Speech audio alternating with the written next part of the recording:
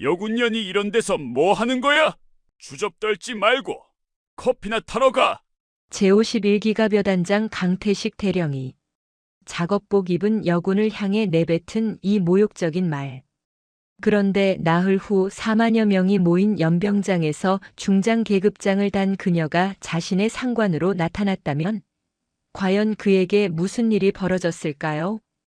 영상 보시기 전에 구독과 좋아요 한번 눌러주시면 세상 사연에 큰 힘이 됩니다. 무료로 할 수 있는 소중한 응원, 더 좋은 이야기로 보답하겠습니다. 이제 시작하겠습니다. 준장 진급 심사를 앞둔 제17보병사단 제51기가벼단장 강태식 대령의 신경은 극도로 날카로워져 있었다. 오는 목요일이면 계룡대 육군본부 인사참모부에서 진급심사위원회가 열린다. 37살의 육군사관학교를 졸업하고 24년을 군에 몸담은 그에게 이번 준장 진급은 평생의 목표이자 마지막 기회였다. 대령 계급장을 단지 벌써 4번째 해. 이번 기회를 놓치면 전역 절차를 밟아야 한다는 압박이 그를 짓눌렀다. 더욱이 다음 주 화요일에는 맹호부대로 불리는 제3군단의 새로운 군단장이 부임한다. 강 대령은 신임 군단장의 첫인상이 자신의 진급 심사에 결정적 영향을 미칠 것이라 확신했다. 그래서 지난 2주일 동안 여단 전체를 긴급 상태로 몰아붙였다. 병영 담장 보수부터 행정실 서류 재정리, 심지어 부대 후방 야산의 잡초까지 제거하라는 지시를 내렸다. 참모들은 지쳐 있었고 병사들은 불만이 쌓여갔지만 강 대령의 귀에는 아무것도 들리지 않았다. 그날 오후 3시 강 대령은 검은색 공용 승용차를 타고 제3군단 정문을 지나 여단 본부로 향하고 있었다. 그는 조수석에 앉아 창밖을 날카롭게 살폈다. 정문 근처 화단의 잡초, 주차장 모퉁이의 담배꽁초, 심지어 도로변 가로수의 낙엽 하나까지도 그의 눈에는 흠으로 보였다. 바로 그때 정문에서 약 60m 떨어진 재활용품 보관소에서 이상한 광경이 그의 시야에 들어왔다. 낡은 작업복을 입은 한 여군이 웅크려 앉아 재활용품 정리 작업을 하고 있었다. 그녀의 작업복은 흙먼지로 더러워져 있었고 전투화는 진흙이 묻어 있었다. 가슴에 이름표는 거리가 멀어 잘 보이지 않았지만 그 차림새만으로도 강 대령은 확신했다. 저 여군은 분명 하급 부사관이거나 기껏해야 초급 장교일 것이다. 그런 사람이 군단장 부임을 나흘 앞둔 시점에 그것도 정문 바로 근처에서 쓰레기를 만지고 있다니. 강 대령의 얼굴이 붉어졌다. 차 세워라. 강 대령의 목소리는 낮고 날카로웠다. 운전병은 즉시 차를 멈췄다. 강 대령은 차문을 거칠게 열고 보관소 쪽으로 큰 걸음으로 걸어갔다. 그의 군화가 아스팔트를 내리치는 소리가 긴장감을 더했다. 보관소 입구에 섰을 때 그는 가슴속에서 치밀어 오르는 분노를 억누르지 못했다. 야, 거기 여군. 강 대령의 고함이 울려 퍼졌다. 보관소 주변에서 청소하던 병사 몇 명이 깜짝 놀라 고개를 돌렸다. 그러나 작업복을 입은 여군은 천천히 거의 여유롭다고 할 만큼 침착하게 몸을 일으켰다. 그녀는 강 대령을 바라보았지만 표정에는 놀람도 두려움도 없었다. 오히려 깊고 단단한 눈빛이었다. 강 대령은 그 눈빛에 순간적으로 이상한 기분을 느꼈지만 이미 폭발한 분노는 멈출 수 없었다. 여긴 지금 군단장님 부임 준비 중이야. 이런 쓰레기장 정리는 민간업체를 시켜야지 어디서 여자애처럼 쪼그려 앉아서 꼴불견을 만들고 있어. 그의 목소리는 점점 더 커졌다. 근처에 있던 병사들이 움찔하며 시선을 내렸다. 누구도 감히 여단장 앞에서 반박할 수 없었다. 할 일 없으면 행정반 가서 화분이나 관리해. 여자들은 그런 거 잘하잖아. 이런 데서 뭐 하는 거야? 군단장님 오시기 전에 부대 분위기부터 말이 아니잖아. 강 대령은 마지막 한마디까지 내뱉고는 여군을 노려보았다. 그는 당연히 그녀가 고개를 숙이고 사과할 것이라 예상했다. 아니면 최소한 당황하거나 변명이라도 할 것이라 생각했다. 하지만 여군은 아무 말도 하지 않았다. 그녀는 강 대령을 몇 초간 조용히 바라보았다. 그 시선 속에는 실망과 안타까움, 그리고 무언가 깊은 결의 같은 것이 섞여 있었다. 그러고는 아무 대꾸 없이 천천히 몸을 돌려 보관소를 떠났다. 그녀의 걸음걸이는 흔들림이 없었고 등은 곧게 펴져 있었다. 이상하게도 그 모습은 쫓겨가는 사람이 아니라 스스로 물러나기로 선택한 사람처럼 보였다. 강 대령은 승리감보다는 묘한 불편함을 느꼈지만 곧 그 감정을 무시했다. 그는 주변에 서 있던 병사들을 향해 소리쳤다. 너희들도 정신 차려. 군단장님 오시기 전에 이 보관소 완벽하게 정리 안 하면 주말 외출 전부 취소다. 병사들은 일제히 충성. 하고 외쳤지만 그들의 얼굴에는 두려움과 불만이 가득했다. 강 대령이 공용차로 돌아가고 난 뒤 보관소에는 묘한 긴장감이 흘렀다. 병사들은 서로 눈빛을 교환했지만 감히 입을 열지 못했다. 그런데 바로 그때 보관소 구석에서 청소 도구를 정리하던 이준혁 대위가 무언가를 발견했다. 여군이 작업하던 자리 옆 재활용 종이 상자 더미 사이에 검은색 태블릿이 놓여 있었다. 이준혁 대위는 12년 차 장교였다. 그는 조심스럽게 태블릿을 집어들었다. 화면 보호기에는 먼지가 묻어 있었지만 기기 자체는 일반적인 군용 태블릿과는 달랐다.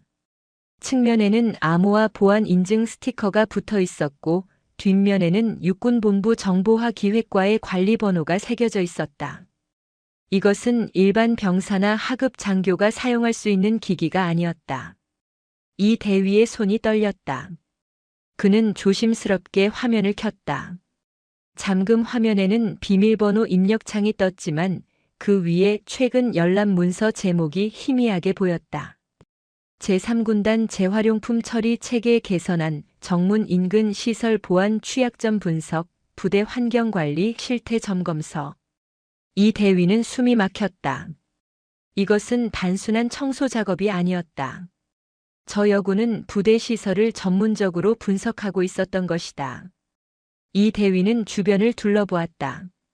다른 병사들은 여전히 열심히 청소 중이었고 강 대령의 공용차는 이미 멀리 사라진 뒤였다. 그는 태블릿을 품에 안고 깊은 생각에 잠겼다. 10년 전 그가 아직 하사였을 때의 기억이 떠올랐다. 당시 작전과장이었던 강태식 소령은 이 대위가 장교 선발 시험에 합격했음에도 개인적인 감정으로 그를 선발 대상자 명단에서 제외시켰다. 이유는 단순했다. 이 대위가 상급 부대 감사 때 작전과의 문서 조작 의혹을 보고했기 때문이었다. 그 일로 이 대위는 2년을 더 부사관으로 복무해야 했고 장교가 된 후에도 늘 강 대령의 눈밖에 나 있었다. 하지만 이 대위는 참았다. 군대에서 살아남으려면 참는 수밖에 없다는 것을 그는 너무나 잘 알았다. 그런데 지금 그의 손에는 강 대령의 오만함을 증명할 수 있는 결정적인 단서가 쥐어져 있었다. 이 대위는 태블릿을 가방에 조심스럽게 넣었다. 그는 아직 확신할 수 없었지만 직감적으로 느꼈다. 방금 강 대령이 모욕한 저 여군은 절대 평범한 하급 장교가 아니다. 그리고 이 태블릿은 곧 엄청난 폭풍의 시작이 될 것이다. 이 대위는 깊은 숨을 들이쉬었다. 10년 동안 참아왔던 분노와 억울함이 가슴속에서 천천히 끓어오르기 시작했다. 하지만 그는 아직 움직이지 않았다. 때를 기다려야 했다. 그리고 그때는 곧 올 것이다. 보관소 위로 늦가을 바람이 불어왔다. 재활용 종이 상자들이 바람에 살짝 흔들렸고 이 대위는 태블릿이 든 가방을 꼭 껴안은 채 다시 청소 도구를 들었다. 그의 눈빛은 이전과 달랐다. 이제 그는 단순히 명령에 따라 청소하는 대위가 아니었다. 그는 진실을 지키기 위해 그리고 정의를 바로 세우기 위해 준비하는 증인이었다. 맹호 부대에 진짜 폭풍이 몰려오고 있었다. 그리고 그 폭풍의 중심에는 방금 모욕당한 채 떠난 그 여군이 서 있을 것이다. 그날 저녁 8시 강태식 대령은 여단장 숙소 응접실에 참모들을 불러 모았다. 공식 회의가 아닌 사적인 자리였다. 작전처장 김동철 중령, 정보처장 정승환 중령, 인사처장 오세진 소령, 그리고 군수처장 한재민 소령까지 총 4명의 핵심 참모들이었다. 강 대령은 이런 비공식 회의를 자주 열었다. 공식 석상에서는 할 수 없는 솔직한 이야기를 나누고 때로는 인사 문제나 부대 운영에 민감한 사안을 논의하는 자리였다. 테이블 위에는 소주병 여러 개와 안주가 놓여 있었다. 강 대령의 당번병인 이병 박성우는 조용히 구석에서 잔을 채우고 안주를 나르며 시중을 들었다. 당번병은 투명인간처럼 존재해야 한다는 것이 군대의 불문율이었다. 듣지 말아야 할 것을 들어도 못 들은 척, 보지 말아야 할 것을 봐도 못 본 척해야 한다. 박성우 이병은 그 원칙을 잘 알고 있었다. 강 대령은 첫 잔을 단숨에 비우고는 무거운 한숨을 내쉬었다. 다들 고생이 많소. 군단장 부임 준비 때문에 며칠 밤을 새운 거 나도 알고 있어. 참모들은 조심스럽게 고개를 끄덕였다. 강 대령의 기분이 어떤지 파악하는 것이 먼저였다. 그는 술을 마실수록 감정이 격해지는 스타일이었고 오늘따라 표정이 좋지 않았다. 그런데 말이야. 강 대령이 소주잔을 탁자에 내려놓으며 말을 이었다. 신임 군단장 말이오. 들어보니까 여군이던데 그것도 중장으로 바로 올라왔다면서. 김동철 중령이 조심스럽게 대답했다. 네, 여단장님. 육군 특전사령부 출신이라고 들었습니다. 해외 작전 경험도 있고 유엔 평화유지군도 다녀왔다고. 강 대령의 얼굴이 일그러졌다. 특전사령부? 거기서 총 몇 발 쏘고 작전 몇 번 나갔다고 수만 명 군단을 지휘할 수 있다고 생각하는 거야? 말도 안 되지 않소? 참모들은 서로 눈치를 보며 침묵했다. 이런 분위기는 위험했다. 강 대령이 한번 불만을 터뜨리기 시작하면 끝이 없었다. 강 대령은 다시 잔을 채워 들이켰다. 술이 들어갈수록 그의 목소리는 커졌고 말투는 거칠어졌다. 이게 다 국방부가 요즘 정치쇼를 하느라 무리하게 여군을 밀어주는 거야. 성평등이니 뭐니 하면서 실력도 검증 안 된 사람을 군단장으로 올리다니. 완전히 정치적 낙하산이지 뭐. 그의 주먹이 테이블을 쳤다. 소주잔이 소리를 냈다. 정승환 중령이 조심스럽게 끼어들었다.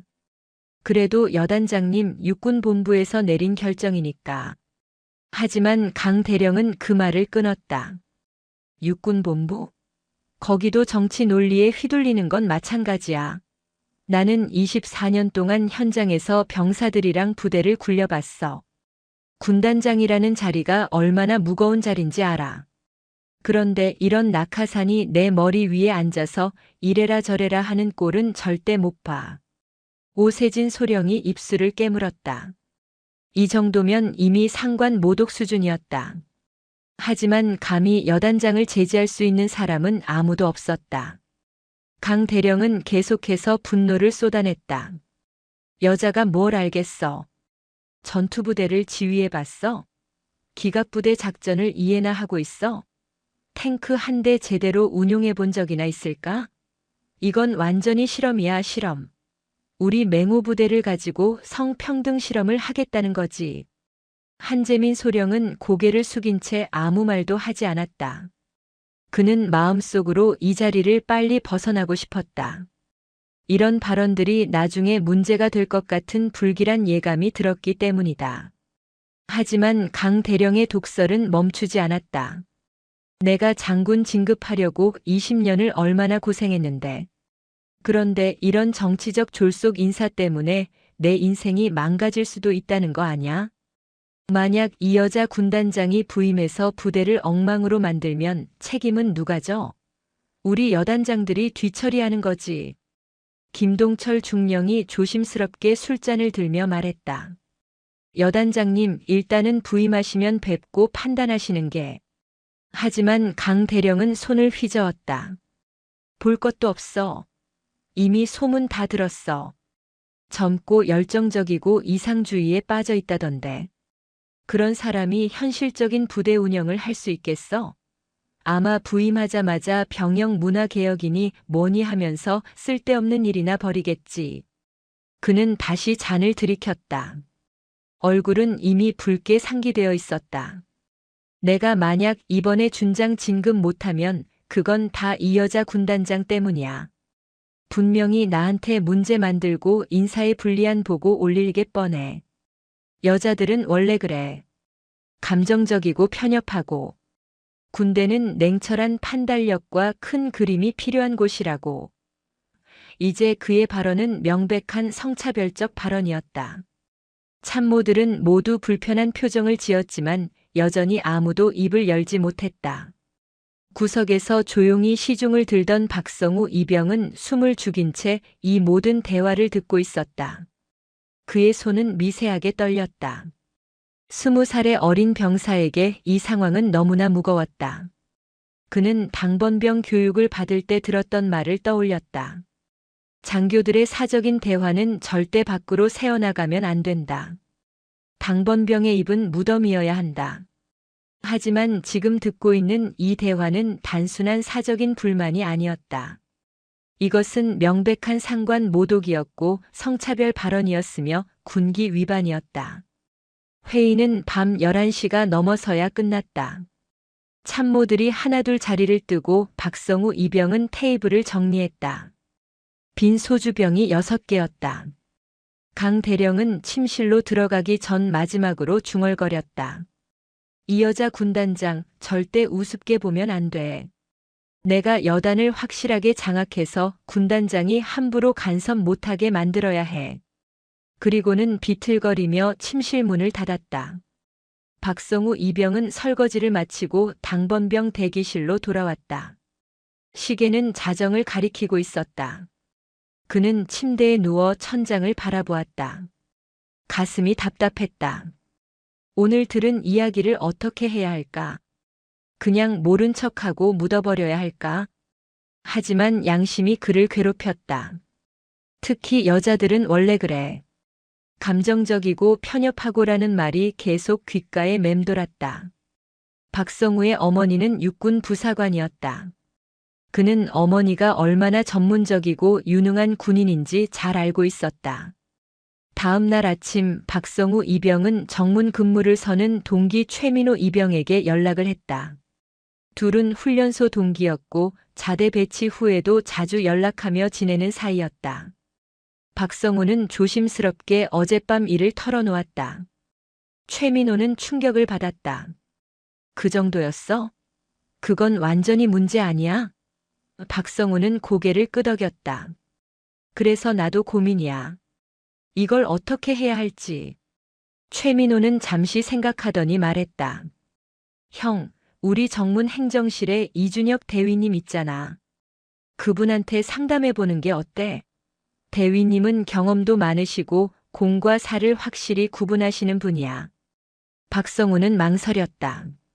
당번병이 여단장의 사생활을 외부에 알린다는 것은 엄청난 용기가 필요한 일이었다. 하지만 그는 결국 고개를 끄덕였다. 알았어. 대위님께 조심스럽게 여쭤볼게. 그날 오후 이준혁 대위는 정문 행정실에서 근무 일정표를 작성하고 있었다. 박성우 이병이 조심스럽게 문을 두드렸다. 대위님, 잠깐 상담 좀 드려도 될까요? 이 대위는 안경을 벗고 의자를 권했다. 그래, 무슨 일인데? 박성우는 떨리는 목소리로 어젯밤의 일을 설명했다. 강 대령의 발언들, 신임 군단장에 대한 비하, 성차별적 언급들. 모든 것을 있는 그대로 말했다. 이준혁 대위는 침묵했다. 그의 얼굴은 점점 굳어졌다. 12년 동안 군 생활을 하면서 많은 것을 보고 들었지만 이 정도로 노골적인 상관 모독은 처음이었다. 더구나 아직 부임도 하지 않은 군단장을 그것도 성별을 이유로 비하한다는 것은 명백한 군기 위반이었다. 박이병, 내가 말한 것들 정확히 기억하나? 박성우는 고개를 끄덕였다. 네, 대위님. 메모도 했습니다. 잊어버릴까봐. 이 대위는 깊은 숨을 들이쉬었다. 그의 머릿속에는 10년 전의 기억이 생생하게 떠올랐다. 당시 그는 하사 계급으로 장교 선발 시험에 합격했다. 하지만 강태식 소령은 개인적인 감정으로 그를 선발 명단에서 제외시켰다. 이유는 단순했다. 이 대위가 상급 부대 감사 때 작전과의 훈련 기록 조작 의혹을 정직하게 보고했기 때문이었다. 강 소령은 그 일로 문책을 받았고 이 대위를 평생 미워했다. 그 일로 이 대위는 2년을 더 부사관으로 복무해야 했다. 그 2년이 그에게는 지옥 같았다. 장교가 되어 새로운 삶을 시작할 수 있었는데 한 사람의 사적인 복수심 때문에 모든 것이 무너졌다. 나중에 장교가 된 후에도 강 대령은 기회가 있을 때마다 그를 괴롭혔다. 좋은 보직에서 배제하고 불리한 평가를 주고 심지어 진급 심사 때도 불리한 의견을 냈다. 이 대위는 모든 것을 참았다. 하지만 이제 상황이 달라졌다. 이 대위는 자물쇠가 달린 개인 캐비닛을 열었다. 그 안에는 10년 전의 인사기록 사본이 보관되어 있었다. 그는 이 자료를 버리지 않고 계속 가지고 있었다. 언젠가 필요한 순간이 올 것이라 믿었기 때문이다. 그리고 그 순간이 바로 지금이었다. 인사 기록에는 명백하게 기록되어 있었다. 장교 선발 합격자 이준혁 하사, 부대 지휘관 추천 미비로 선발 보류. 하지만 실제로는 당시 대대장은 추천서를 작성했고 그것을 강소령이 임의로 파기한 것이었다. 이 대위는 박성우 이병을 바라보았다. 박이병, 내가 한 일은 옳은 일이야. 용기 있는 행동이었어. 하지만 이제부터는 조심해야 해. 이 일은 내가 처리할 테니 너는 당번병으로서 평소처럼 행동해. 알겠나? 박성우는 안도의 한숨을 쉬며 고개를 끄덕였다. 네, 대위님. 감사합니다. 박성우가 떠나고 혼자 남은 이준혁 대위는 창밖을 바라보았다. 멀리 제3군단 본부 청사가 보였다. 그곳 어딘가에서 강태식 대령은 자신의 오만함에 빠져 아무것도 모르고 있을 것이다. 하지만 이제 시간이 얼마 남지 않았다. 이 대위는 어제 보관소에서 주웠던 태블릿을 꺼냈다. 그리고 박성우가 남긴 메모와 10년 전의 인사기록 사본을 나란히 놓았다. 이것이 바로 정의를 바로 세울 무기들이었다. 이 대위는 조용히 결심했다. 이제 더 이상 참지 않겠다. 진실은 반드시 밝혀져야 하고 오만한 권력은 반드시 심판받아야 한다. 나흘 후 화요일 오전 10시 맹호부대 연병장에는 팽팽한 긴장감이 흐르고 있었다. 제3군단 전 장병 4만여 명이 정렬한 가운데 신임 군단장 취임식이 시작되기를 기다리고 있었다. 연병장 단상에는 태극기와 군단기가 나란히 꽂혀 있었고 주요 참모들과 예하부대 지휘관들이 자리를 지키고 있었다. 강태식 대령은 제51기 가벼단장으로서 단상 왼쪽 세 번째 자리에 서 있었다. 그의 군복은 흠잡을 데 없이 다림질되어 있었고 계급장은 햇빛에 반짝였다. 강 대령은 가슴속 깊이 묘한 우월감을 느끼고 있었다. 아무리 여자 중장이 군단장으로 온다 한들 현장을 모르는 이상주의자가 24년 경력의 자신을 함부로 대할 수는 없을 것이다. 오히려 자신이 군단장을 보좌하며 실질적으로 부대를 운영하는 핵심 인물로 자리매김할 수 있을지도 모른다. 그렇게 되면 준장 진급은 문제없다. 강 대령은 미소를 지었다. 곧 만날 신임 군단장에게 좋은 인상을 심어주기 위해 그는 며칠 전부터 철저히 준비했다. 오전 10시 정각 군악대가 환영곡을 연주하기 시작했다. 연병장 입구에서 검은색 의전 차량이 천천히 들어왔다. 군단 주임원사가 큰 소리로 구령을 외쳤다. 차렷! 거수경례! 4만여 명의 장병들이 일제히 거수 경례를 올렸다. 차량 문이 열리고 신임 군단장이 모습을 드러냈다. 연병장은 숨소리조차 들리지 않을 만큼 조용해졌다.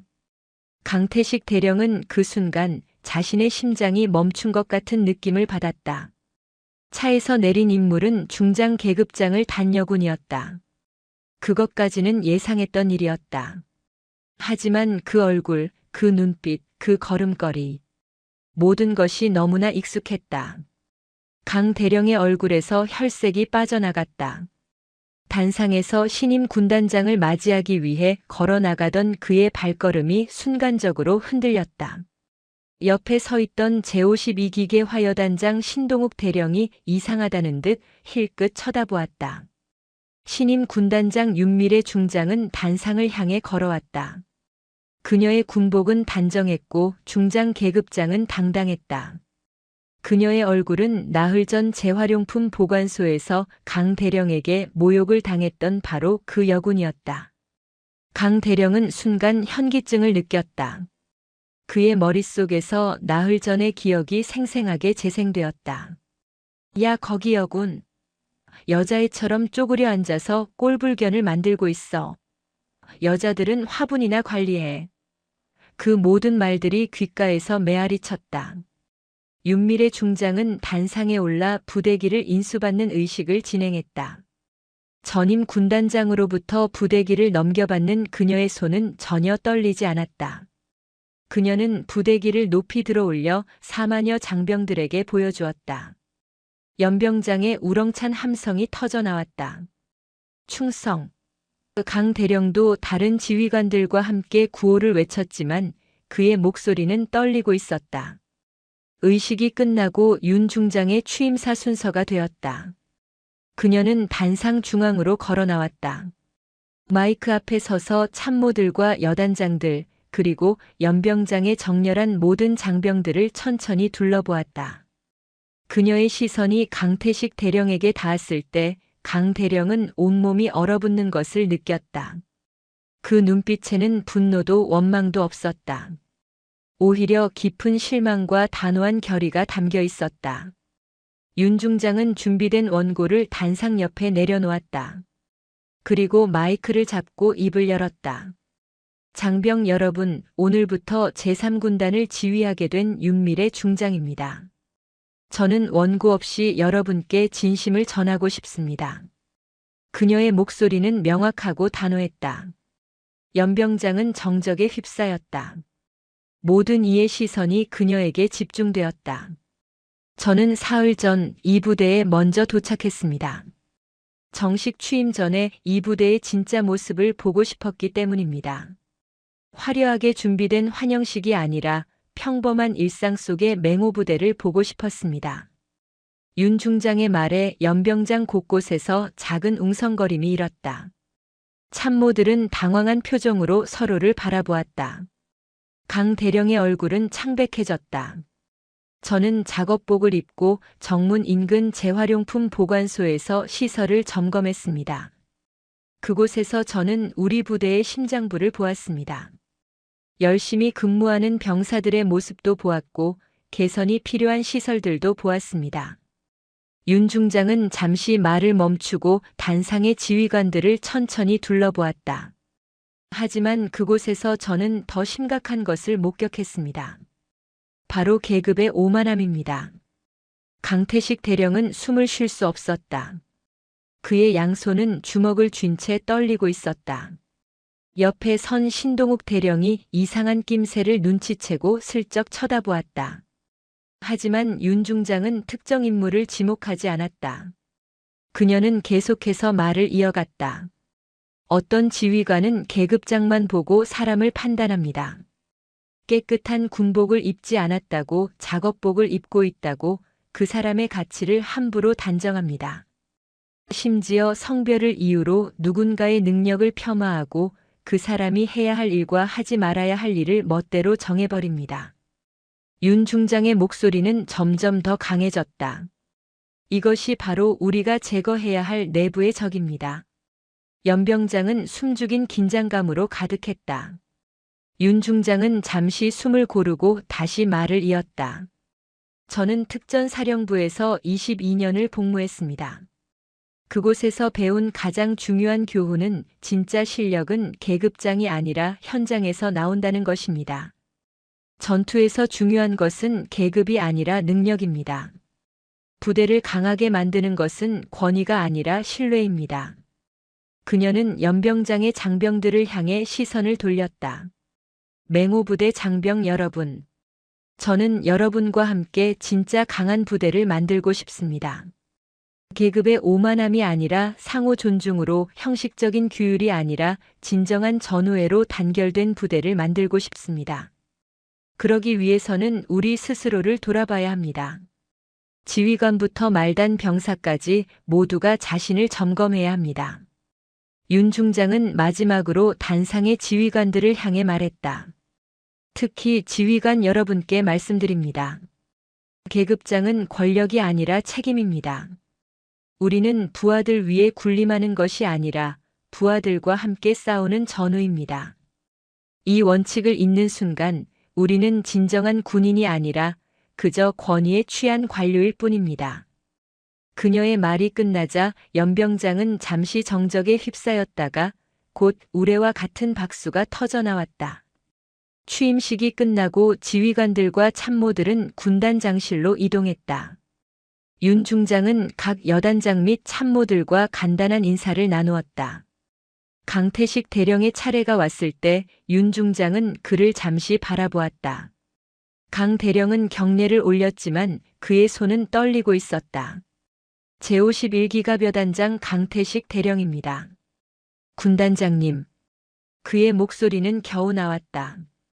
윤 중장은 차갑게 답례했다. 수고하십니다, 강 대령.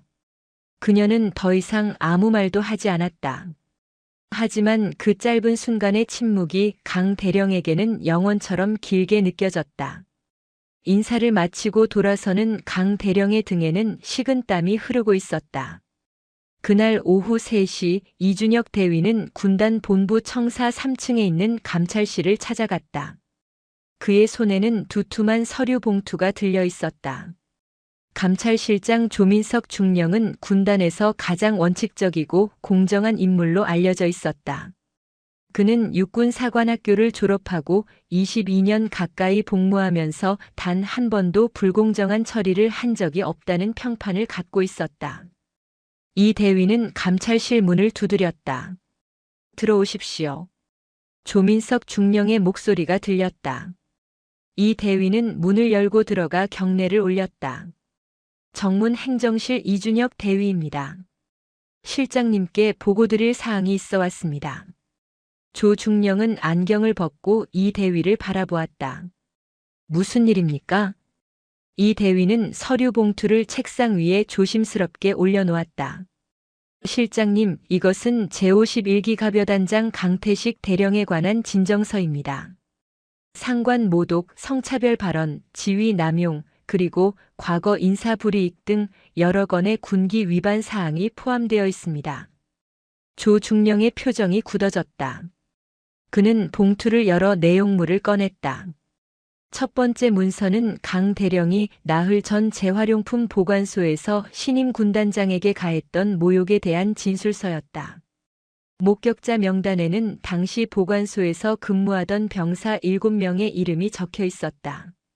두 번째 문서는 박성우 이병이 작성한 당번병 보고서였다. 강 대령이 참모회의에서 신임 군단장을 비하하며 한 모든 발언이 구체적으로 기록되어 있었다. 정치쇼, 낙하산, 여자가 뭘 알겠어, 감정적이고 편협하고 같은 표현들이 빼곡하게 적혀 있었다. 세 번째 자료는 태블릿에 담긴 분석 보고서였다. 이 대위가 보관소에서 주운 그 태블릿은 군단장이 부대 시설을 점검하며 작성한 전문적인 자료였다. 재활용품 처리 체계의 문제점, 정문 인근 보안 취약점, 병영 환경 개선 방안 등이 체계적으로 정리되어 있었다. 이것은 단순한 청소가 아니라 고도의 전문적인 부대 진단 작업이었음을 증명했다. 마지막으로 10년 전 이준혁 대위가 장교 선발에서 부당하게 탈락당했던 인사기록 사본이 있었다. 당시 대대장의 추천서 원본과 강소령이 작성한 반대 의견서가 함께 첨부되어 있었다. 인사 담당자의 메모에는 여단장 지시로 선발 보류라는 문구가 선명하게 남아 있었다. 조민석 중령은 모든 자료를 천천히 검토했다. 그의 얼굴은 점점 굳어졌다. 이것은 단순한 실수나 일시적인 감정 표출이 아니었다. 강태식 대령의 오만함과 독선은 수년에 걸쳐 반복되어 온 패턴이었다. 조중령은 이 대위를 바라보았다. 이 대위, 이 자료들의 출처와 진위를 보증할 수 있습니까? 이 대위는 곧게 선 자세로 대답했다. 네, 실장님. 모든 자료는 제가 직접 수집했거나 당사자로부터 받은 것입니다. 거짓이 하나라도 있다면 제가 모든 책임을 지겠습니다. 조중령은 고개를 끄덕였다. 알겠습니다. 이 사안은 매우 중대하므로 비밀리에 조사하겠습니다. 이 대위는 이 일에 대해 누구에게도 언급하지 마십시오. 조사 결과는 군단장님께 직접 보고될 것입니다.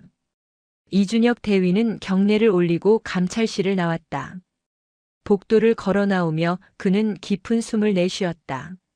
10년을 참아왔던 무게가 조금씩 내려가는 것 같았다. 창밖으로 보이는 연병장에서는 병사들이 훈련을 하고 있었다. 이 대위는 그들을 바라보며 생각했다. 이제 시작이다. 진짜 정의는 이제부터 실현될 것이다. 그 같은 시각 여단장실에 홀로 앉아있던 강태식 대령은 책상에 얼굴을 묻은 채 깊은 절망에 빠져 있었다. 그의 머릿속에서는 끊임없이 최악의 시나리오가 그려졌다. 군단장이 그날의 일을 기억하고 있다. 자신이 했던 모욕적인 발언들, 성차별적인 언사들. 모든 것이 그녀에게 각인되어 있을 것이다. 강 대령은 떨리는 손으로 휴대전화를 집어들었다가 다시 내려놓았다. 이제 와서 무엇을 할 수 있겠는가? 그는 자신의 오만함이 스스로를 파멸로 몰아가고 있음을 뼈저리게 느끼고 있었다. 조민석 중령은 그날 밤부터 조사에 착수했다. 감찰실장으로서 22년 가까이 쌓아온 경험이 그에게 말하고 있었다. 이 사건은 단순한 개인 간 갈등이 아니다. 이것은 군 조직 내부에 뿌리 깊이 박힌 권위주의와 계급 남용의 전형적인 사례다. 더욱이 피해자가 군단장 본인이라는 점에서 이 사건의 파장은 상상 이상으로 클 것이다. 조중령은 먼저 조사팀을 구성했다. 감찰실 소속 임수진 대위와 황민지 중위, 그리고 법무실에서 차출한 서준호 대위까지 총 3명의 조사관을 선정했다. 조중령은 첫 회의에서 명확히 지시했다. 이 조사는 극비로 진행됩니다. 어떤 외부 압력이나 청탁도 받아들이지 않습니다. 오직 사실과 증거만으로 진실을 밝혀낼 것입니다. 조사관들은 긴장한 표정으로 고개를 끄덕였다. 조사의 첫 단계는 재활용품 보관소 사건의 목격자 확보였다. 이준혁 대위가 제출한 진술서에는 7명의 병사 이름이 적혀 있었다. 조중령은 이들을 한 명씩 개별적으로 불러 진술을 받기로 했다. 집단 진술은 서로 영향을 주고받을 수 있기 때문이다. 진실을 밝히려면 각자의 독립적인 증언이 필요했다. 첫 번째 증인은 1등병 정재훈이었다. 그는 당시 보관소에서 가장 가까운 곳에서 청소를 하고 있었다. 임수진 대위가 부드럽게 물었다. 정일병, 나흘 전 오후 3시경 보관소에서 무슨 일이 있었는지 말해보세요. 편하게 사실대로만 얘기하면 됩니다. 정재훈 일병은 긴장한 얼굴로 입술을 적셨다. 그날 제51 여단장님 차가 보관소 앞에 섰습니다. 여단장님이 내리셔서 보관소에서 일하시던 분을 보고 소리를 지르셨습니다. 어떤 내용이었습니까? 정재훈 일병은 잠시 망설이다가 조심스럽게 말했다. 야, 거기 여군이라고 하셨고 여자애처럼 쪼그려 앉아서 꼴불견을 만든다고 하셨습니다. 그리고 여자들은 화분이나 관리하라고 하셨습니다. 임 대위는 꼼꼼히 기록했다. 그때 작업하시던 분의 모습은 어땠습니까? 정재훈 일병이 대답했다. 작업복을 입고 계셨는데 거리가 좀 멀어서 계급장은 잘 안 보였습니다. 하지만 자세나 분위기가 보통 분이 아니라는 느낌은 받았습니다. 두 번째 증인은 상병 박민수였다. 그의 진술도 정재훈 일병과 거의 일치했다. 여단장님 목소리가 커서 멀리서도 다 들렸습니다. 특히 쓰레기장 정리는 업체를 시켜야 한다고 하시면서 군단장님 오시기 전에 부대 분위기 망친다고 하셨습니다. 박상병은 덧붙였다. 그때 저희는 모두 굉장히 당황했습니다.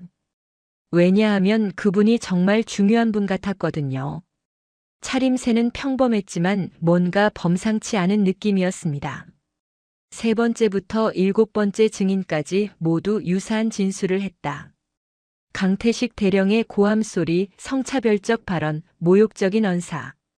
7명의 진술은 세부적인 표현에서 약간의 차이는 있었지만 핵심 내용은 완벽하게 일치했다. 이것은 진술의 신빙성을 크게 높여주었다. 조민석 중령은 이 진술서들을 정리하며 고개를 끄덕였다. 첫 번째 증거는 확실했다. 두 번째 조사 단계는 더욱 민감했다. 강 대령이 참모회의에서 했던 신임 군단장 비하 발언을 확인하는 것이었다. 조 중령은 당시 회의에 참석했던 4명의 참모를 조사해야 했다.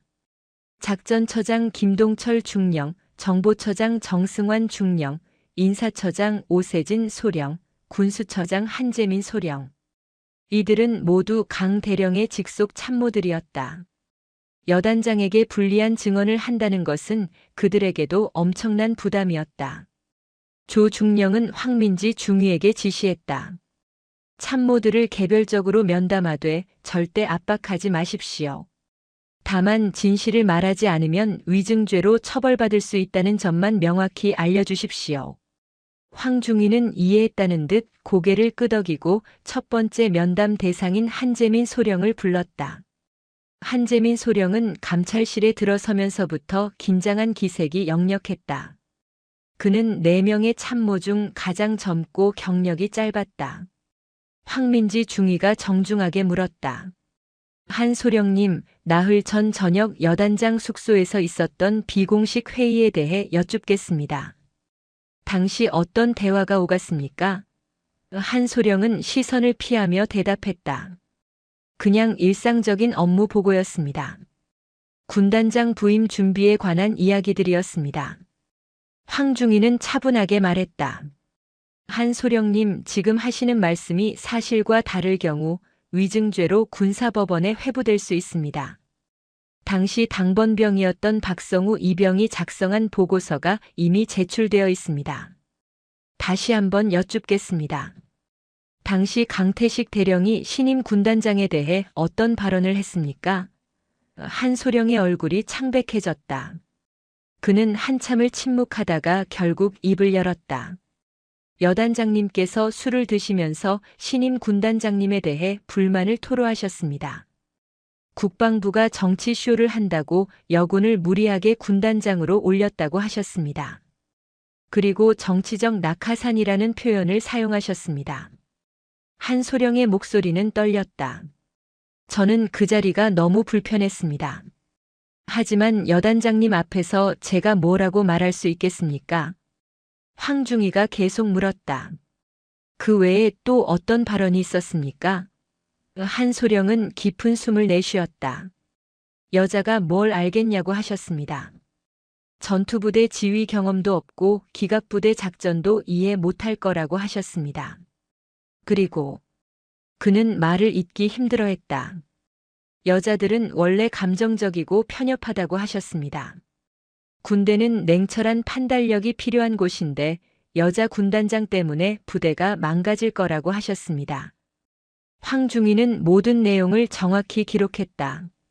한 소령의 진술은 박성우 이병의 보고서와 정확히 일치했다.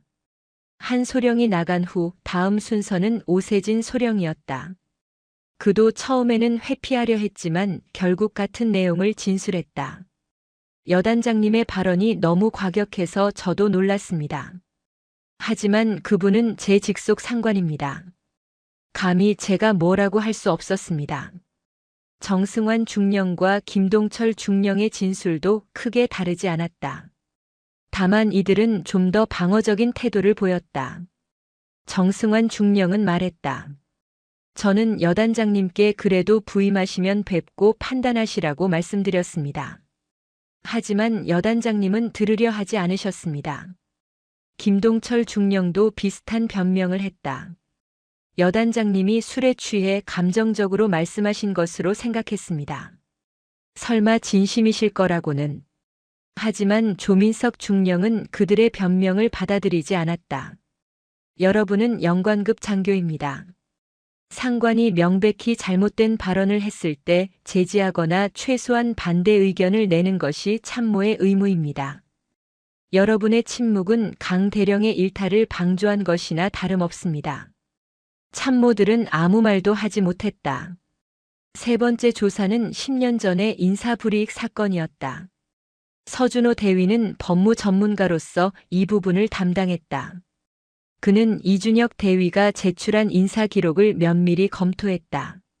장교 선발 합격 통보, 대대장의 추천서, 그리고 강소령의 반대 의견서. 서 대위는 당시 인사 담당자였던 전역 군인을 찾아 전화 면담을 진행했다. 전 인사 담당관은 기억하고 있었다. 그때 이준혁 하사는 정당하게 합격했습니다. 대대장님도 추천서를 작성하셨고요. 그런데 당시 작전과장이었던 강소령이 강력하게 반대했습니다. 이 하사가 상급 부대 감사 때 작전과의 문제를 보고했다는 이유였습니다.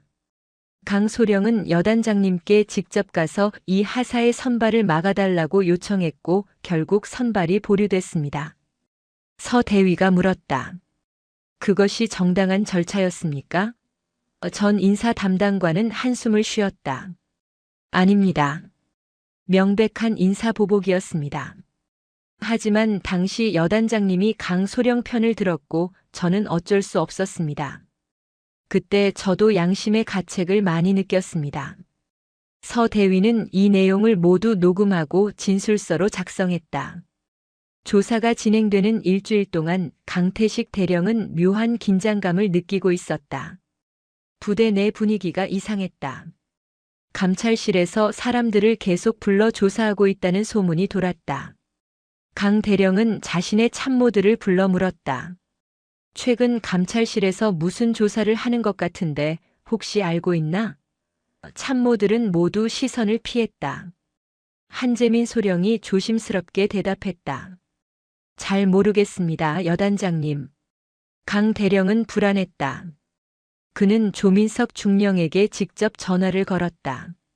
조 중령, 요즘 감찰실에서 무슨 조사를 하고 있다던데 무슨 일인가?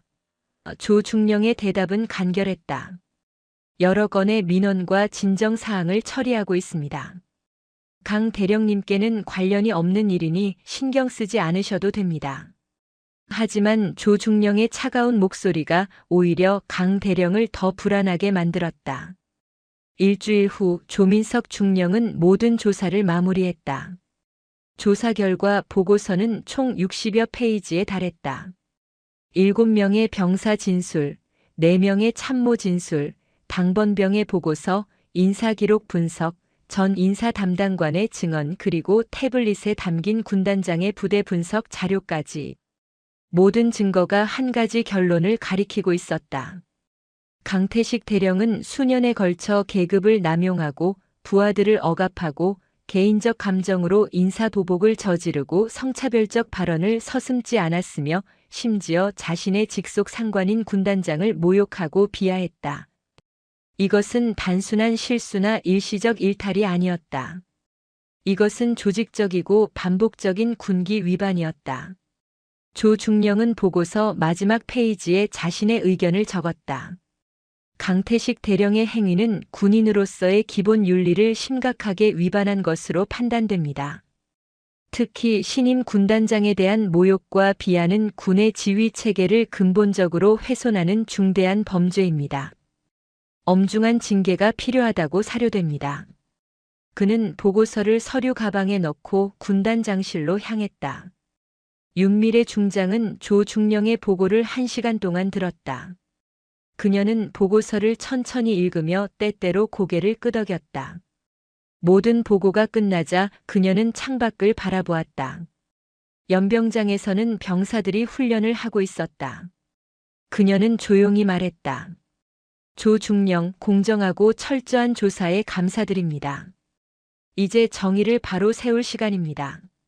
조민석 중령의 보고를 받은 다음 날 윤미래 중장은 군단 징계위원회 소집을 명령했다. 징계위원회는 군단 내에서 가장 엄숙하고 공정한 절차였다. 위원장은 군단 부군단장인 차승호 소장이 맡았고 위원으로는 각 참모부장들과 법무실장 그리고 외부에서 초빙된 육군본부 감사관이 참석했다. 총 7명으로 구성된 위원회는 이틀에 걸쳐 모든 증거를 검토했다. 징계위원회 첫날 회의실은 긴장감으로 가득했다. 차승호 소장은 60여 페이지에 달하는 조사 보고서를 천천히 읽었다. 7명의 병사 진술서, 4명의 참모 진술서, 당번병의 보고서, 10년 전의 인사 기록, 전 인사 담당관의 증언 그리고 태블릿에 담긴 분석 자료까지. 모든 증거가 강태식 대령의 반복적이고 조직적인 군기 위반을 명백히 입증하고 있었다. 차 소장은 위원들을 둘러보며 말했다. 이 사건은 단순한 개인의 일탈이 아닙니다. 이것은 우리 군 조직 내에 만연한 계급 남용과 권위주의의 전형적 사례입니다. 강태식 대령의 행위는 3가지 중대한 범죄를 포함합니다. 첫째, 신임 군단장에 대한 직접적인 모욕과 상관 모독. 둘째, 반복적이고 심각한 성차별 발언. 셋째, 개인적 감정에 의한 인사보복과 지위 남용입니다. 육군본부에서 파견된 감사관 최영석 대령이 발언했다. 특히 주목해야 할 점은 이러한 행위가 10년 이상 지속되어 왔다는 것입니다. 이준혁 대위에 대한 인사보복은 10년 전에 발생했고 최근에 군단장 모욕 사건까지 이어졌습니다. 이것은 일시적 실수가 아니라 고질적인 인격적 결함입니다. 위원들은 모두 무거운 표정으로 고개를 끄덕였다. 둘째 날 징계위원회는 강태식 대령을 소환했다. 강 대령은 정복을 입고 회의실에 들어섰다. 그의 얼굴은 창백했고 눈가에는 그림자가 짙게 드리워져 있었다. 지난 며칠 동안 그는 거의 잠을 이루지 못했다. 차승호 소장이 엄숙하게 말했다. 강태식 대령, 당신에게 제기된 혐의에 대해 해명할 기회를 드리겠습니다. 발언하십시오. 강 대령은 입을 열었다가 다시 닫았다. 그는 무슨 말을 해야 할지 알 수 없었다. 변명을 할 수도 없었다. 모든 증거가 명백했고 모든 증언이 일치했다. 그는 정말로 그런 말들을 했고 정말로 그런 행동들을 했다. 한참의 침묵 끝에 그는 겨우 목소리를 냈다. 죄송합니다. 변명의 여지가 없습니다. 제가 저지른 모든 행위에 대해 책임을 지겠습니다. 차 소장이 물었다. 재활용품 보관소에서 신임 군단장님께 한 발언들 인정합니까? 강 대령은 고개를 숙였다. 인정합니다. 참모회의에서 군단장님을 정치적 낙하산이라고 비하하고 여성을 차별하는 발언을 했습니까? 인정합니다. 10년 전 이준혁 대위의 장교 선발을 개인적 감정으로 방해했습니까? 강 대령의 목소리는 떨렸다. 인정합니다. 육군본부 감사관 최영석 대령이 날카롭게 물었다. 강 대령, 당신은 24년 동안 군에 복무했습니다. 그 긴 세월 동안 군인의 기본 윤리, 상하 간의 예의, 성평등의 가치를 배우지 못했습니까? 강 대령은 아무 대답도 할 수 없었다. 사실 그는 알고 있었다. 모든 것을 알고 있었다. 하지만 계급이 올라갈수록, 권력이 커질수록 그는 그 기본적인 것들을 무시하기 시작했다. 계급장이 자신을 특별하게 만들어준다고 착각했다. 징계위원회는 이틀간의 심의 끝에 만장일치로 결정을 내렸다. 차승호 소장이 결정문을 낭독했다. 제51기갑여단장 강태식 대령에게 다음과 같이 징계 처분을 내립니다. 첫째, 여단장 보직 즉각 해임. 둘째, 준장 진급 심사 대상에서 영구 제외. 셋째, 육군교육사령부 정책연구관으로 전보 발령. 이상의 결정은 즉시 효력을 발생합니다. 강 대령은 그 자리에 선 채로 모든 것이 무너지는 것을 느꼈다.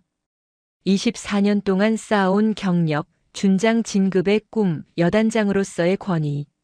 모든 것이 일주일 만에 산산조각 났다. 그는 경례를 올리고 회의실을 나왔다. 복도를 걸어 나오는 그의 걸음은 비틀거렸다.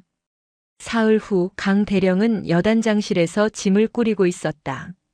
책상 위에 개인 물품들을 박스에 담으며 그는 지난 내년의 시간을 떠올렸다. 여단장이 된 것이 얼마나 자랑스러웠던가. 대령 계급장을 달고 수천 명의 병력을 지휘하는 것이 얼마나 뿌듯했던가. 하지만 그 자리가 그를 교만하게 만들었다. 그는 부하들을 존중하는 대신 억압했고 능력을 키워주는 대신 짓눌렀다. 바로 그때 여단장실 문이 열렸다. 윤밀의 중장이 들어섰다. 강 대령은 깜짝 놀라 자세를 바로잡고 경례를 올렸다. 군단장님. 윤 중장은 경례를 받고 그를 바라보았다. 그녀의 눈빛은 여전히 단단했지만 분노는 없었다. 오히려 안타까움이 섞여 있었다. 강 대령 앉으십시오. 윤 중장은 소파를 가리켰다. 강 대령은 주저하다가 조심스럽게 앉았다. 윤 중장도 그 맞은편에 앉았다. 잠시 침묵이 흘렀다. 강 대령은 고개를 들지 못했다. 윤 중장이 먼저 입을 열었다.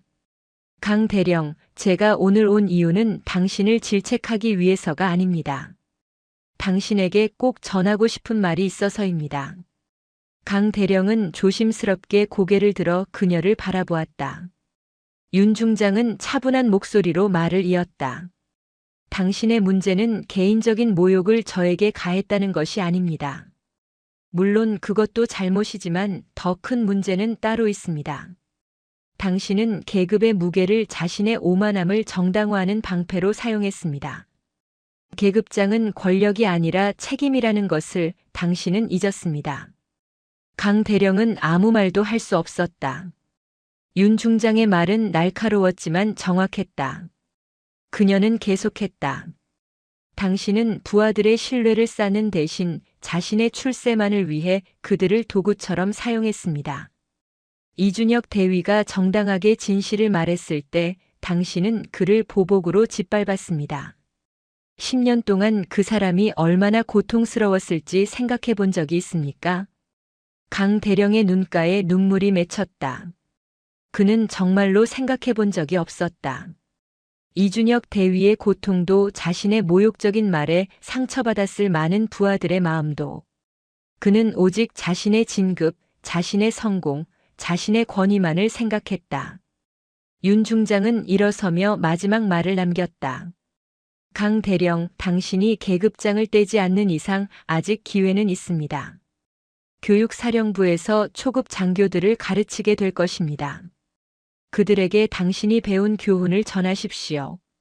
계급장이 아니라 인격으로 존중받는 군인이 되는 법을 가르치십시오. 그것이 당신이 할 수 있는 속죄입니다. 윤 중장은 경례를 하고 문을 나섰다. 강 대령은 혼자 남아 한참을 그 자리에 앉아 있었다. 그녀의 말들이 가슴에 깊이 박혔다. 그는 처음으로 진심으로 후회했다. 자신이 저질렀던 모든 오만함, 모든 폭력적인 언사, 모든 부당한 대우를. 그리고 그는 결심했다. 이제라도 변해야 한다. 남은 군 생활 동안 그는 진정한 군인의 모습을 찾아야 한다. 일주일 후 맹호부대 연병장에서는 특별한 행사가 열렸다. 군단장 주간 진급식이었다. 윤미래 중장은 단상에 올라 진급자 명단을 호명했다. 이준혁 대위 전방으로. 이준혁 대위는 힘찬 발걸음으로 단상으로 걸어 나왔다. 10년을 기다린 순간이었다. 윤 중장은 직접 그의 어깨에 소령 계급장을 달아주었다. 이 소령 축하합니다. 당신은 10년 동안 부당한 대우를 받으면서도 흔들리지 않고 정직하게 복무했습니다. 당신이야말로 진정한 군인의 모범입니다. 윤 중장의 말에 연병장에서 우레와 같은 박수가 터져 나왔다. 이 소령은 눈시울이 뜨거워졌다. 그는 경례를 올렸다. 감사합니다, 군단장님. 그의 목소리는 떨렸지만 그 떨림 속에는 기쁨과 자긍심이 가득했다. 진급식이 끝난 후 이 소령은 정문 행정실로 돌아왔다. 동료들이 축하 인사를 건넸다. 소령님 축하드립니다. 정말 오래 기다리셨습니다. 이 소령은 미소를 지으며 고개를 끄덕였다. 그는 자신의 책상 서랍에서 10년 전의 인사기록 사본을 꺼냈다. 그리고 그것을 천천히 찢어 쓰레기통에 버렸다. 이제 더 이상 필요 없었다. 정의는 실현되었고 진실은 밝혀졌다. 이제는 앞만 보고 나아갈 시간이다. 같은 시각 대전에 위치한 육군교육사령부. 강태식 대령은 초라한 연구관실에 앉아 있었다. 여단장실과 비교하면 4분의 1도 안 되는 작은 공간이었다. 책상 위에는 그가 담당하게 될 과목 교재가 놓여 있었다. 군수 정책과 윤리, 리더십과 부하 관리, 군인의 기본 자세. 아이러니하게도 그가 평생 무시했던 것들을 이제 가르쳐야 했다. 첫 수업날 강 대령은 떨리는 마음으로 강의실에 들어갔다. 30명의 초급 장교들이 앉아 있었다. 대부분 소위와 중위였고 몇 명의 대위도 섞여 있었다. 그들은 호기심 어린 눈으로 강 대령을 바라보았다. 강 대령은 교단에 서서 깊은 숨을 들이쉬었다. 여러분, 저는 강태식 대령입니다. 오늘부터 여러분에게 리더십을 가르치게 되었습니다. 그는 잠시 말을 멈추고 학생들을 둘러보았다. 하지만 솔직히 말씀드리겠습니다. 저는 리더십의 모범이 아닙니다. 오히려 저는 여러분이 절대 따라 해서는 안 될 반면교사입니다.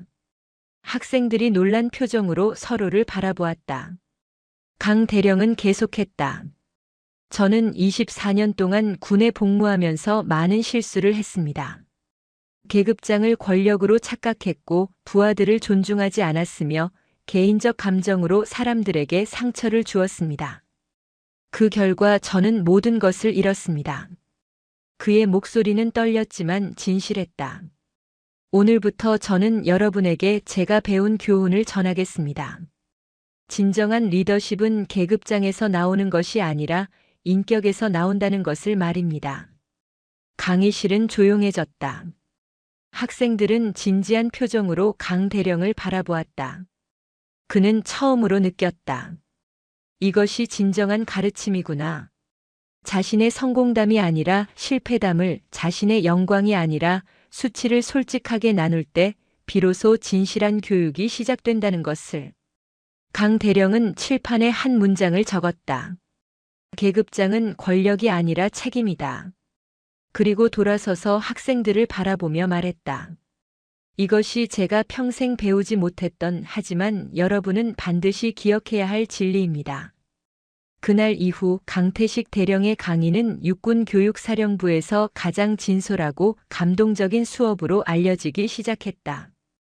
여단장 자리에서 쫓겨나 한직으로 밀려난 그의 몰락은 역설적으로 그의 인생에서 가장 의미 있는 새로운 시작이었다.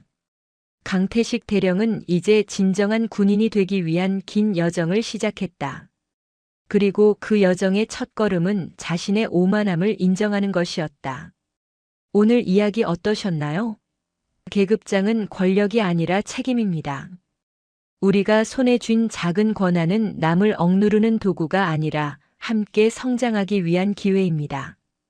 강태식 대령은 모든 것을 잃고 나서야 이 진실을 깨달았지만 그래도 변화를 선택했습니다. 여러분은 오늘, 지금 이 순간부터 진정한 리더가 될 수 있습니다. 오만함을 내려놓는 것, 그것이 바로 진짜 성장의 시작입니다. 오늘도 들어주셔서 감사합니다. 영상이 재미있으셨다면 구독과 좋아요, 댓글까지 부탁드리고 오늘도 건강하고 행복한 하루 되시길 바랍니다.